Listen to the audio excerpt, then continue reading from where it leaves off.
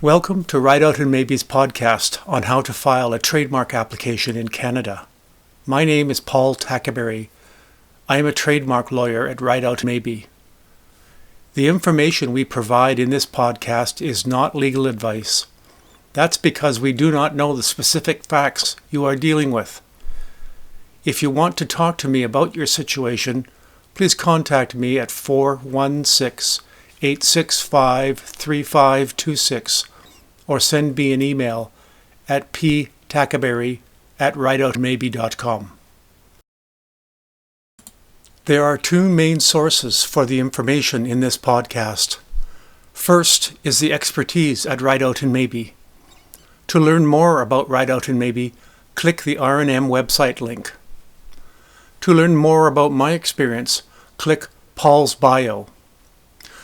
The second main source of the information in this podcast is the Canadian Intellectual Property Office, often referred to as CIPO or CIPO. To access CIPO's website, click that link. To address all possible issues in filing a Canadian trademark application, this podcast would have to go on for hours, if not days. To make the podcast manageable and effective, we have made a number of assumptions. First, this application is the first application to be filed anywhere in the world for this trademark. Second, this application is being filed by the applicant itself, and that applicant is based in Canada. Applications can only be filed by the applicant's outside lawyer if that lawyer is a registered trademark agent in Canada. Third, your budget allows you to incur the $330 filing fee, assuming your application covers just one category of goods or services. The government fee increases by $100 for each additional category of goods and/or services. Before you go on the CIPO website to file the trademark application online, you need to gather the following information: the applicant's name and address, the trademark being applied for, and the branded goods and services intended to be sold or provided in Canada and/or already sold or provided in Canada under the trademark. These points will be discussed in greater detail later in the podcast. It is not mandatory that you conduct a clearance search before you file the application, but that's a good idea. We're working on another podcast that addresses clearance searching. Contact us if you want to discuss this issue. The most common types of applicant are corporations and individuals. This podcast assumes that your applicant is one of these types of entities. If your applicant is another type of entity, such as a partnership or joint venture, click CIPO's applicant rules. Be sure to use the full name and do not make any mistakes. Correcting errors later can be complicated, especially if the incorrect name you used is a different legal entity from the correct applicant. For the applicant's address, use the principal office or place of business in Canada.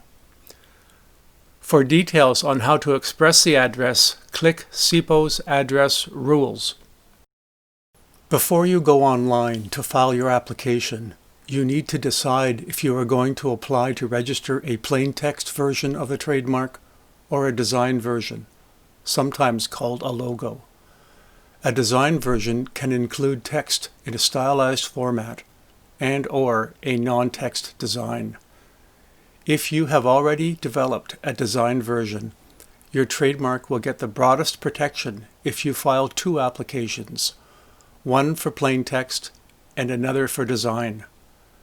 But if your budget allows for just one application, plain text is often the way to go. Plain text provides broader protection for the non-design portion of your trademark, and that portion is often the most important. For more details on how to describe your trademark, click CIPO's Trademark Description Rules. If you are going to apply to register a design version, prepare a digital file in one of these formats: PNG, TIF, JPG, or GIF. While it is possible to file in color, filing in grayscale often provides broader protection, since logos are not always displayed in color. Design marks are frequently updated every once in a while. If an update is major, a new application might be necessary. For more details on filing for graphic trademarks, click CIPO's Drawing Rules. Choosing the description of goods and/or services can be the most complicated part of filing a trademark application. The question is, what has been or is going to be branded with the trademark you want to register? There are two main options: create the description using CIPO's online list, or create your own custom description from scratch. A custom description is often rejected for being too vague. For example, motor vehicles and clothing are not sufficiently specific, but motorcycles and pants are. If you use CIPO's online list, no specificity issues will be raised by the examiner. Click CIPO's online list to access the list. Click CIPO's user guide to access instructions on how to use CIPO's online list. Not only do you need to create the description of goods and/or services, but the goods and/or services in the description need to be divided up into niche classes. If you use CIPO's online list, the niche classes are automatically provided. As previously stated, the government fee increases by $100 per each additional class. Due to the complications of creating your own description, it's best to go to CIPO's online list and type in goods and/or services you are thinking about. Choose the goods and/or services in the database that are most appropriate. Consider it an experiment and search different words in order to find the most accurate, pre-approved description of your branded goods and/or services. In the process, you will become aware of the level of detail you need to meet if you decide to customize your own description. If you cannot find your goods and/or services in CIPO's online list, another option is to conduct a search for a major competitor's trademark registration at CIPO's database and see how they describe their goods and/or services. We make these suggestions so you can avoid having to modify the original description you used if the examiner claims your original description is too vague, which is a very common occurrence. Before you start to prepare your application online, create your list of goods and/or services and put it on the side so you have it when you need it as you proceed online. You are ready to go online to file your trademark application if you have worked out the applicant's name and address, the trademark being applied for, and the description of goods and/or services. You will also need a credit card to pay the $330 filing fee if only one class of goods or services is involved. The fees increase by $100 per each additional class. The last preparatory step is to click Create CIPO Account and then complete that online form. Now, to start the application procedure, click CIPO Login to access the online filing site. Click New, Create a New Application, and then click New, Create a New Application using the step-by-step process to move to Step 1. We assume the applicant is a corporation or an individual. Click an individual or an organization and type in the full name of the applicant. Then type in the applicant's address in Canada. In response to the question, would the applicant like to provide an alternate mailing address for correspondence purposes? Click No. Then click Save. Check all the application information on the updated page, and if it is correct, click Next. The assumptions made earlier in this podcast, this Step 2 is a simple process because there is no representative for service. In response to the question, does the applicant wish to provide an address for service? Choose No. Then click Next. Step 3 involves the correspondence details. Since this podcast is in English, we assume you will choose English for the language of the application and the preferred language when receiving correspondence from CIPO. In response to the question, do you wish to receive the filing receipt and acknowledgement by regular mail or email, choose Email and insert your email address. Then click Next. Step 4 of the application process requires you to indicate the type of trademark you are applying for. The CIPO online filing site breaks the trademark type into numerous types of trademarks. First applications are usually standard characters or a design. Standard characters have no graphic component or specified font. For example, just the words Coca-Cola. There are two main categories of a design trademark. The first category is a word or words in a particular font, like the famous scripted Coca-Cola. This category has just letters without a non-text graphic. The second main category of a design trademark is a graphic with or without text. For example, the scripted Coca-Cola with a circle or the Nike swoosh. It is possible to specify the color of the design, but that is not recommended if this is your first application for that design. Black and white or grayscale versions provide a broader ambit of protection. If color is included and you sue for infringement after your registration issues, the difference in color, which is common, can reduce the finding of a likelihood of confusion. Click on the CIPO online application screen to indicate which type of trademark you are applying for. Regardless of the type of trademark, all 5 of these questions must be answered. The typical answer for each of questions 1, 2, 3, and 5 is no.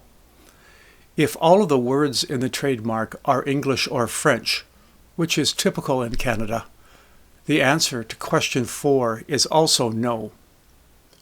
If the examiner of the application perceives a word or character in the mark as a language other than English or French, the examiner will raise that issue when the application is examined. At that time, you will be able to provide a translation of the foreign word or character. Feel free to contact us to discuss how to claim foreign characters or words, or how to apply for a certification mark. If you have indicated standard characters as the trademark type, a box will appear that you need to click to confirm that statement. Then type in the trademark in that box. Answer the remaining questions as discussed in the previous slide. Then click Next and continue on to the next CIPO filing page. If you indicated design as the trademark type, you will be asked to provide a reference to the mark and attach a file containing a graphic rendering of the mark. Start by entering the words contained within the trademark, followed by design, if it's only stylized text. For example, happy in uppercase, design. If there are graphics other than stylized text, for example, a tree, add a description of the additional graphics plus ampersand design. For example, happy in uppercase, ampersand tree design. If there are no words, just use a description of the graphic followed by design. For example, tree design. In the box underneath the question, how would you like to refer to your mark? Type in the text of the mark followed by the word design. In response to the question, does the applicant wish to claim color as a feature of the trademark? Click No, assuming your trademark does not have a color component. As discussed in slide step 4, part 2, This podcast assumes no disclaimers, no foreign characters or words, no proof of use, no territorial restrictions, and no certification mark. Follow the suggestions in slide Step 4, Part 2. Then click Next and continue on to the CIPO filing page. Now we have arrived at Step 5 of the online filing procedure, the description of goods and services. There is a good chance this will be the most challenging part of the application process. Now, I'm going to repeat some things I've already said because they are very important. Getting this wrong can really mess up your application. First, it's common to include a variety of goods and/or services in an application. Second, goods must be separated from services. Third, goods and/or services must be divided into niche classes. As we have already recommended, you should create your list of goods and/or services using CIPO's pre-approved list. Start by clicking the box called Import List of Goods and/or Services from the manual.